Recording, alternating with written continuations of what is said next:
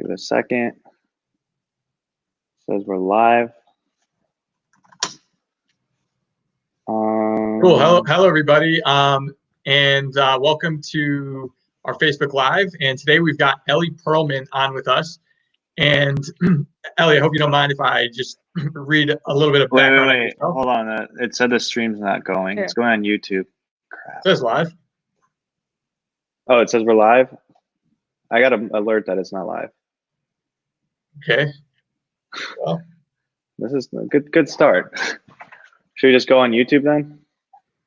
Yeah, I think we're okay, and then we'll just post it later. But yeah, so today we've got Ellie Perlman, and Ellie is, I guess, Ellie, hope you don't mind me just reading a brief bio on yourself. Ellie Perlman is a real estate investor and multifamily operator, coach, and public speaker who owns multifamily properties across the U.S. Ellie is a founder and CEO of Blue Lake Capital, a real estate investing firm specializing in multifamily investments. At Blue Lake Capital, Ellie helps investors grow their wealth by investing alongside her in large multifamily deals. Ellie started her career as a commercial real estate lawyer, leading real estate transactions for Israel's largest real estate company. Largest real estate company. Later, she transitioned to a property manager role and oversaw a portfolio worth over $100 million. Ellie holds a master's of law and an MBA from MIT Sloan School of Management. She's a Forbes author and real estate investing podcast host. In her spare time, Ellie enjoys working out, driving sports cars, skiing black diamonds, and angel investing. Ellie, does that sound like a fair description of yourself? Pretty much. I think you hit all the major points. Yeah. Okay. Awesome. Great. Cool. So before we get into this interview, we want to mention if you are looking to get involved in land investing, that's what Paul and I do best. We have created a comprehensive course on land investing. You can visit landinvestingpros.com to find more information about that. But with that, Ellie, welcome to our show. And yeah, how are you today? I'm doing great. Thank you so much for having me. No problem. Yeah. So can you go into a little bit, like we gave you like the version of what's on your website, but maybe you can give a little bit more insight of like how you got started in real estate and just, I guess dive into it a little bit more for our audience members who are not familiar with you. Yeah, absolutely. So actually my romance with real estate started over a decade ago. I was a real estate lawyer and it was 2008. So very, very interesting time to be involved in real estate. And thankfully, I learned a lot about real estate from the legal side, and I learned a lot about, my clients' mistakes. So I was very much involved in real estate back then. Then basically I managed, after being a lawyer, I transitioned to property management because I wanted to be closer to the business side. I wanted to learn how to do it. I didn't just want to be behind a desk, negotiate with banks and negotiate, contracts. I wanted to be where the action is. And that was a good kind of timing for me to switch over and taste a little bit of property management. And after 4 years, I transitioned to the US and I went to MIT and I got my MBA degree. And shortly after graduating from MIT, I basically started buying real estate.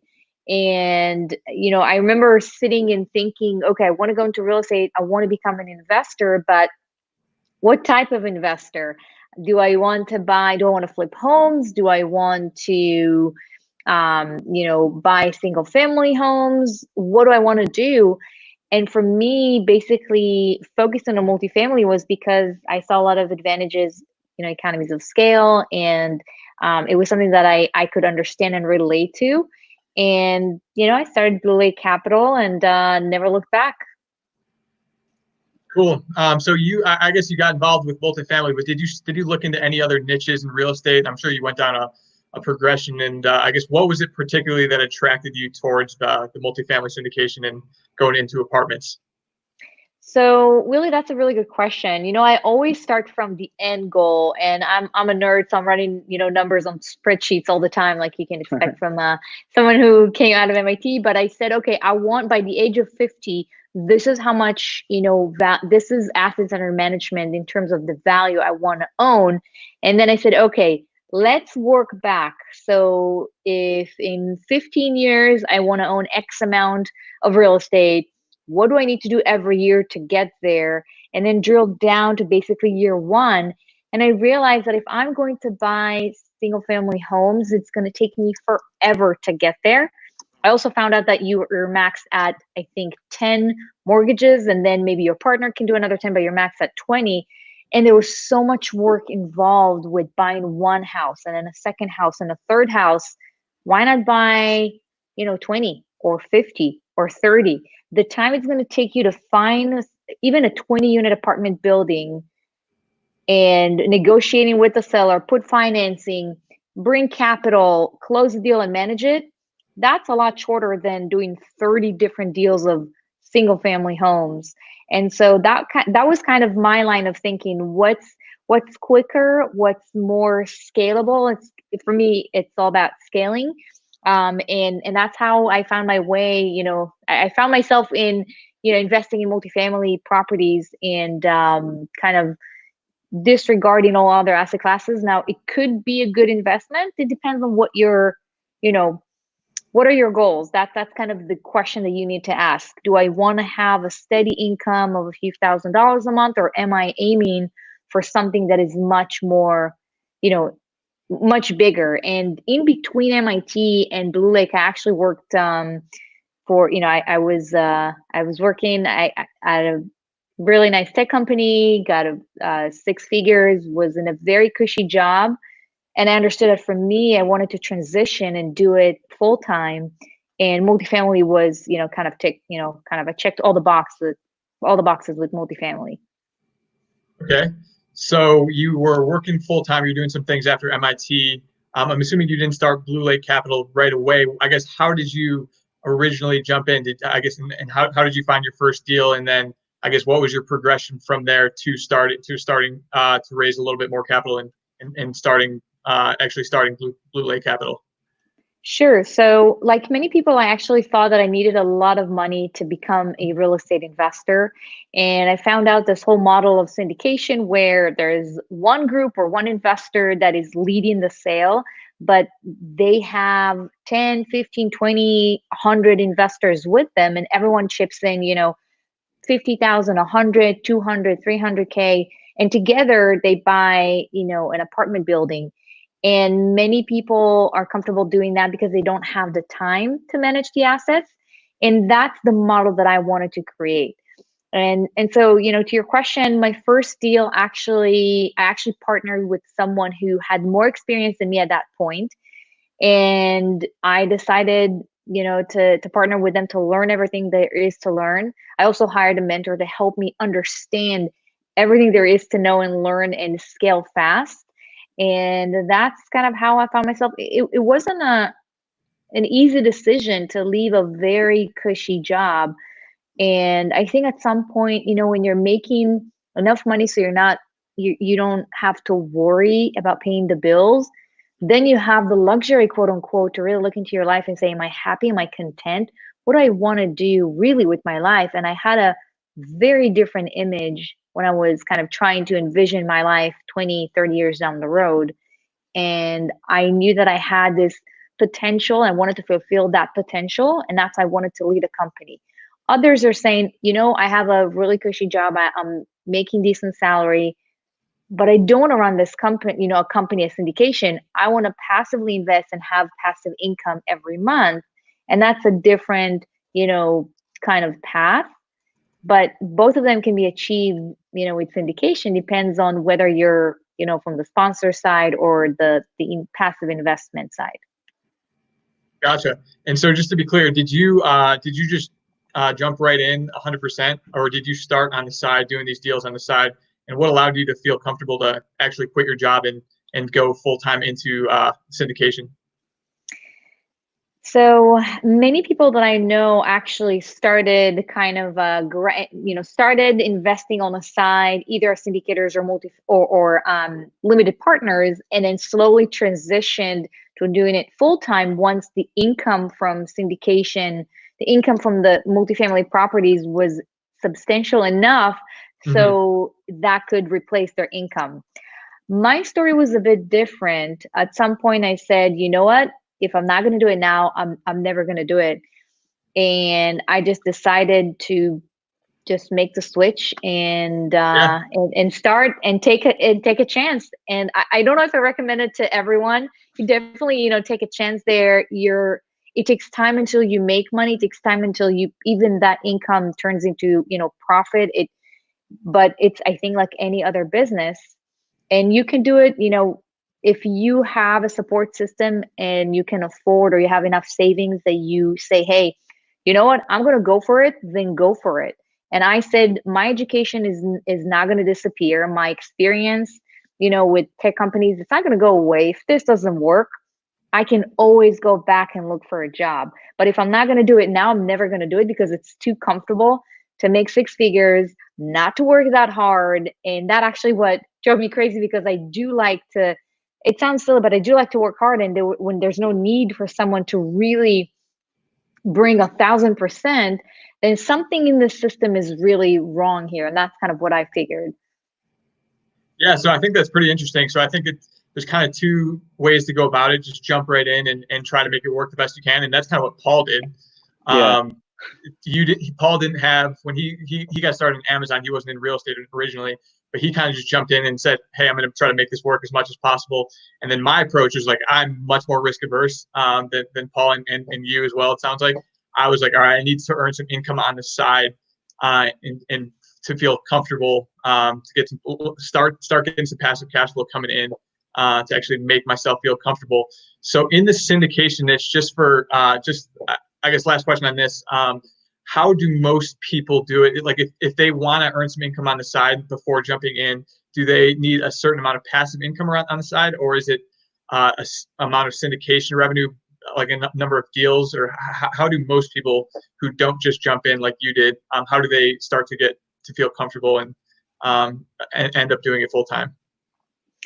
Very gradually over years. So some of them, well, I know very few people that actually live off the passive investment, and that it's basically enough to, let's say 10,000, 9, 10, $11,000 a month, that they can quit their job, because you need you need a certain amount of capital to invest it to begin with. And that's what I keep telling, investors who speak with me. I say, let's say you invest $100,000, an average investment yields about 8% cash on cash a year. So we're talking about $8,000 a year. That's not enough, to replace your salary, to quit your job. And even if you keep that money for, let's say 5 years, and then you get another, let's say, so you have, another 40,000 from the proceeds of the sale after you sell the property for 5 years, maybe then, but again, it's enough maybe for 1 year. So you take 100, you make them 200 in a good, market. It's still not enough, 100K over 5 years. We're talking about an average of $22,000 a year. That's not enough. But if you keep reinvesting it, or if you start with a higher amount to begin with, then it's possible. But always know how much you have to begin with. What's the hold period? If you're talking about 3 to 5 years, maybe 10 or 7 years, you got to understand this, and you have to know what are the yields, what are the returns in the market. 8% was pretty good pre-COVID. Post-COVID, it's probably lower than that. We're looking at around 7% now. And so that kind of changes the game. So that's one aspect. And then the other path is basically to take a more active role and maybe become a syndicator yourself. And this is the more common path that I see. So basically investors over the years learned so much about multifamily operations and syndication from being passive investors, that they started to look for deals themselves, started to raise capital themselves. And that was enough to over time replace their W-2 job. But then there's nothing passive about it. They're actively looking for deals. They're actively underwriting deals. They're actively managing deals, raising money from investors. So they changed basically their W-2 job with creating a syndication business. So that's kind of the other way of doing it. So how does like someone who's like just like where would you say for someone that's like to start looking for these deals? Like where is the best it just seems from an outsider looking in, it seems like just like a big overwhelming task to do something like this. Like, for example, like land, it's pretty straightforward. You find a property that's cheap, you buy it, you flip it, it's done. Like, this seems like there's so many layers, like layers to it. How would you simplify and explain it to someone that just like the simplified version, I guess? Yeah, so basically you start by looking at the area, make sure that you buy in a strong area. We usually buy at an area that is minimum $40,000-$50,000 as the median household income, because you want to make sure you're not in a bad area. And you find a property that is not very old, because then it would take a lot of money to repair it. So 1980 to 2010 in terms of the vintage. And again, this is just an example. You can set your own terms of. Basically, what we do is we buy properties that we see some sort of an opportunity there.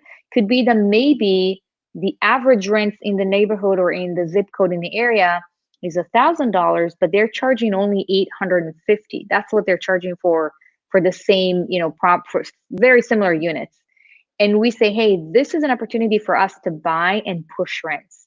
Or you can say, in that market, yes, 850 is kind of the average, but if we invest between $2, $3, maybe $5, $6, $7,000 per unit, we're going to make it look nicer. We're going to change the appliances from white to stainless steel. We're going to rip out the carpet and put vinyl plank, flooring. We're going to make it paint and make it look nicer. Then even though the average for the same old unit is $850, we can push it to maybe $950.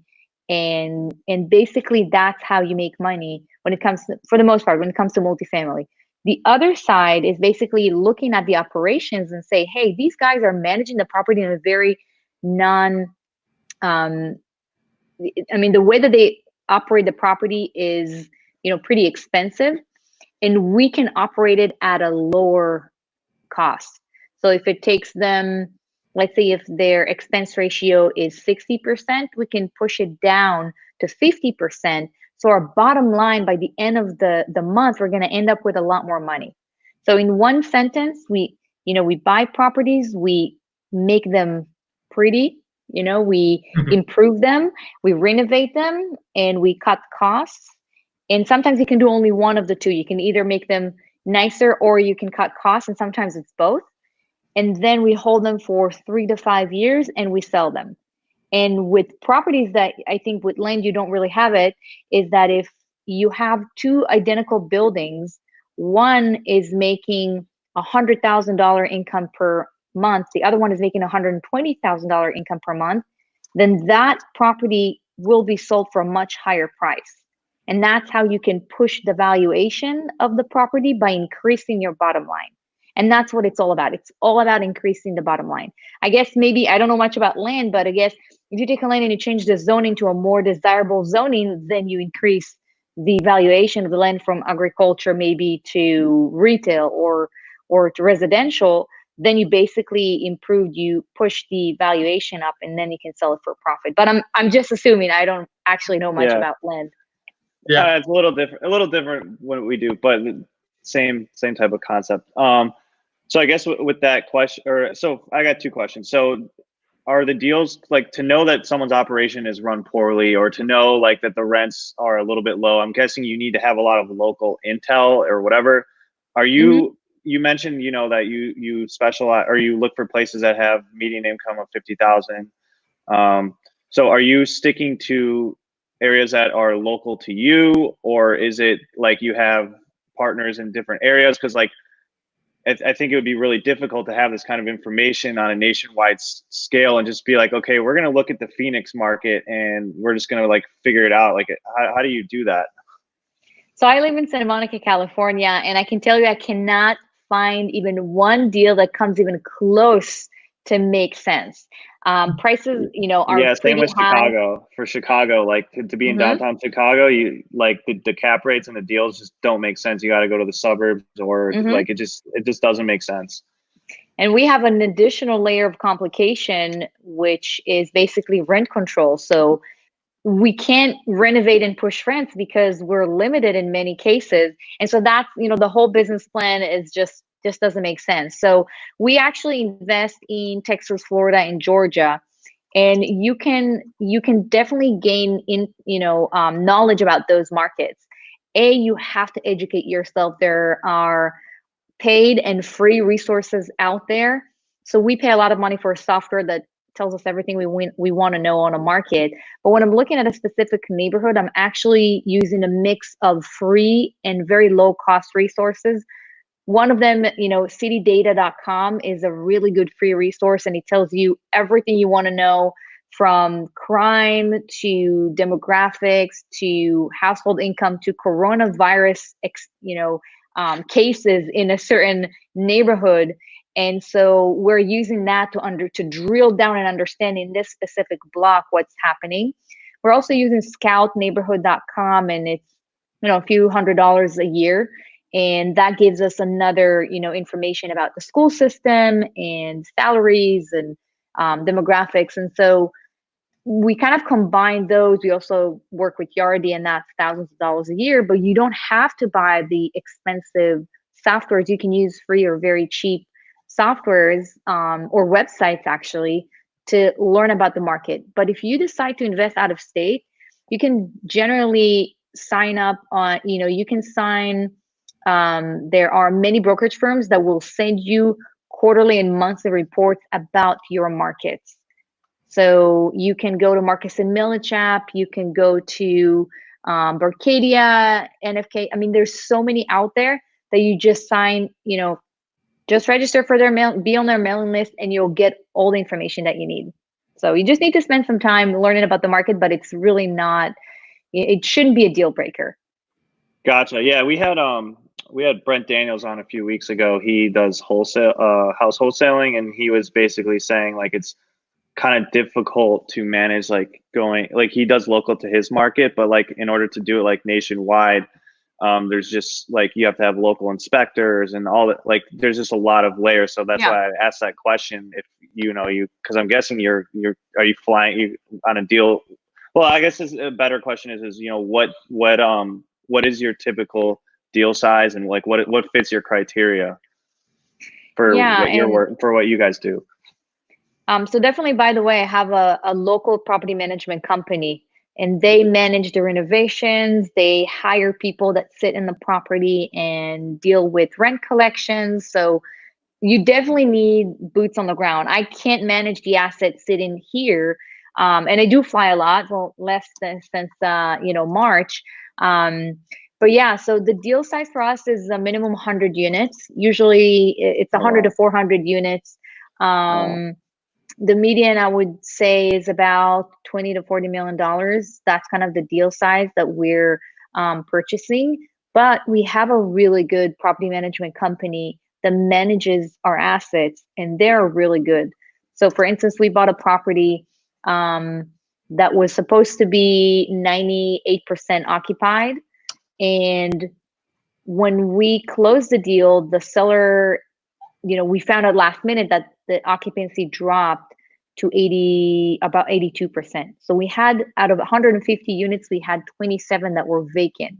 And with the help of that company, we were able to push occupancy back up to 90% within a month and a half. Now, I couldn't have done it even if I lived in Atlanta where the property was, but that's the whole point. You don't need to do everything yourself. You need to find the right people in each market, the most successful and professional people to help you build your company. Bill Gates doesn't do everything in his company. He hires the best people to do it for him. And that's the same thing with us. That's what we do. That's interesting. So, I mean, that deal size seems pretty big. I kind of blows my mind. I'm not used to dealing with those kind of numbers, especially in our niche. But so I'm assuming you're writing probably $5 to $10 million checks if you're buying these things for 20 to 40. So what kind of, what kind of returns are investors expecting? So I know you're obviously putting some of your capital to it, but I guess there's a bigger picture beyond that. You're looking out for investors and utilizing their capital as well. So when you're putting out that kind of money on down payments, and then looking to cash flow it over time and then sell it. I guess what kind of returns can investors kind of expect from those kind of projects? So right now we're actually looking around 7 to 8% cash on cash, just from the rents. In general, it could be anywhere between 18 and 22 cash on cash, 22% if you include the proceeds from the sale. And normally we hold properties for 3 to 5 years. Okay, 3 to 5 years. And I assume you're looking to, I guess that gets into some of the value add. So you mentioned that a little bit. And I don't know a ton about multifamily investing. I don't know a ton about syndication, but I know that when you buy something with X amount of cap rate and you improve the bottom line by a little bit, there's a big multiplier effect in that the calculation is the operating income times or divided by what 1 minus the cap rate, something along those lines. Annual overprice, yeah. Yeah, I probably screwed up the formula, but so I know it's super important to help improve that NOI, operating income. So I guess what are some of your bread and butter things that you guys do in your properties to improve that NOI? Is it mostly cost cutting or is it value add? I'm assuming some sort of combination of both, but I guess maybe you could talk about a few of the things that you look for on a traditional deal to improve that NOI. Yeah, absolutely. And you're right. It is a combination of both. So part of it is, pushing rents by usually 15 to 20%. And again, we can't do it in California, and that's why I don't invest here. And the other part is cutting costs. But the interesting part about increasing income, it's not only by pushing rents. It's also, when I walk a property, I basically look around and I think, what can I do to make this maybe not a cash cow, even though we have several of those in my company, but what can I do to make it more profitable? Maybe we can, assign units with I'm sorry. I don't know if you can hear the noise around me. No, I think it's okay. Sorry. Yeah, my Roomba is okay. All right. all over the place now. I hope it's not going to come, my way. But basically, maybe we can have reserved parking and charge $25 a month. So the cost is zero. We take our maintenance guy and they basically spray the number of the unit. $25 doesn't seem a lot, but if you take 100 units and multiply that by $25 times 12 months, you already have that can be translated into millions of dollars, or at least $500,000 in some cases, depending on the cap rate. So that's one way of doing it. Or we basically say, why don't we make this property more interesting to tenants? And part of the clubhouse, we're going to transition into kind of a WeWork-like station. So students and other people who work from home can work, and it's work from here. And it costs really less than $10,000 to do that. You need chairs, tables, a coffee machine, and a copy machine, and that's it. And so obviously things have changed since COVID, and you kind of have to adjust your strategy a bit. But on the income side, you can also increase the fees. So if you pay, let's say, 12% for renter's insurance, you can increase it to 15% to $15 between from 11 to 15. Or applications fee. You have so many other sources of income that you can basically be very creative, and that's how you increase the property's profitability and valuation. On the cost side, I would say the most there's so many of them. We renegotiate all the vendors that are dealing with the property, and we lower the cost down. We hire someone to fight our property tax credit. A loan can be $1 million a year. So we have someone who basically, fight for us. And that's kind of part of what we do to increase the profitability. Okay. That makes a lot of sense. Yeah, it's pretty straightforward. It's not a rocket science. It's just plain, like looking line by line and thinking, what can we do to spend less, but still, make it a desirable and, a pretty good asset and make more money.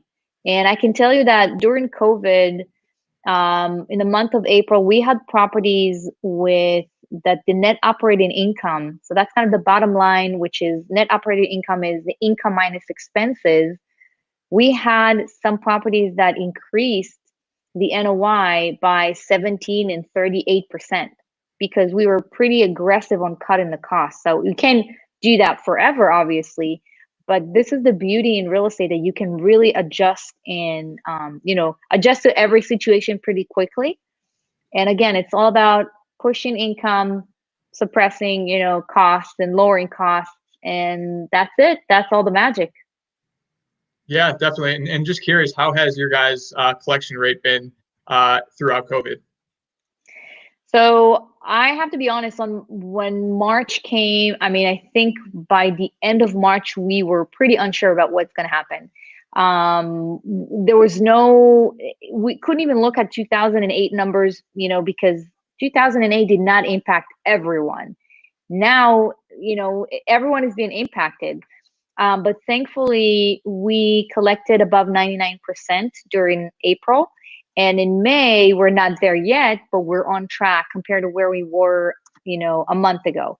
So I think that May is we're going to see a decline in collections, but not a huge decline like the media was trying to, portray it as the third of the renters are not going to pay. Yeah. Reality was really, really, different. I think for the national average for April was 93 or 95%. Okay, so where do they get that data? I'm just curious. I saw that same number, and I've talked to you and I've talked to other people in this space, and no one's seen anywhere near that. So do you have any idea where those numbers came from? Oh, really? Yeah, that's easy. So you go to NMHC, that's the National Multi-Housing Council.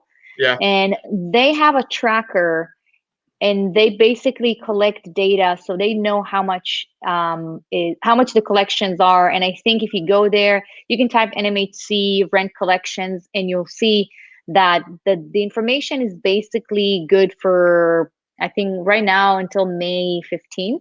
So they're lagging by a few 5 or maybe 10 days, but you can see those figures there. Okay. Cool. And so, what I like about multifamily investing, and I mean, it's really, from my understanding, is an extraordinarily safe investment. It's really recession resistant. People aren't going to. I mean, people always need a place to live, and from my understanding, it's a lot safer than investing in like single family homes where one tenant who leaves is going to really, really impact your income. Like you're really diversified. You own a lot of units. And it's recession resistant because people always need a place to live, and Right. It's just really steady cash flow over time. And so, I mean, that's what I like about it. It's very scalable also. But I guess we've got some, our audience is a lot of people looking to get involved in real estate. And I guess first on the passive front, if people, I know you're out there syndicating, doing a lot of deals. If people are interested in getting involved in multifamily, are you raising capital, and are you able to, maybe you need to have accredited investors, or is there an avenue which the average investor can get involved in your syndications? Yeah, so we're always looking for deal. There's no specific investment that we're raising money for at this moment. But if someone is interested in investing and becoming a passive investor, they can reach out to me. You can Google Ellie Perlman, you can find my website, or, yeah, exactly. See it on the screen, ellieperlman.com. That's nice. See, this is why we don't use Zoom. Well, yes, yeah, it's interesting. And also, I have a mentoring program, and I teach people how to do what I do and how to scale how to build a syndication business and how to scale it. And they can find all the information on the same website. And if you go to the website, on the homepage, you can download a free guide that basically teaches you what are the 5 deal components that every passive investor must examine. So, and it's extremely important, especially in today's environment with COVID, when there's so much uncertainty. So there's a little bit more uncertainty than there was, a few months ago, but it's still not, it's not 100%. We don't really know, what's going to happen exactly, but that's not very different from a year ago when people thought, okay, there's going to be a recession. We don't know when, and we don't know, how bad it's going to be. So it's like any other investment. It's speculative. There is risk involved in any investment. And it's just, right now, as you said, multifamily is very resilient. And, when it comes to the recession, I mean, what are the alternatives? In my opinion, the stock market is very volatile, and just having your money sitting in the bank, making very minimal interest rate, if any, that's also an opportunity cost that everyone, needs to take into consideration. Yeah, and I mean, something to keep in mind. I imagine that over the next, 12 months, whatever, we're going to be in a recessionary environment, likely more likely than not. And so with that, I mean, there's going to be people who are more likely to default, and there's going to be, banks are going to be squeezed. There's going to be people who need liquidity, and because of that, I think there's likely going to be a lot of opportunity in real estate, and particularly multifamily and that kind of thing.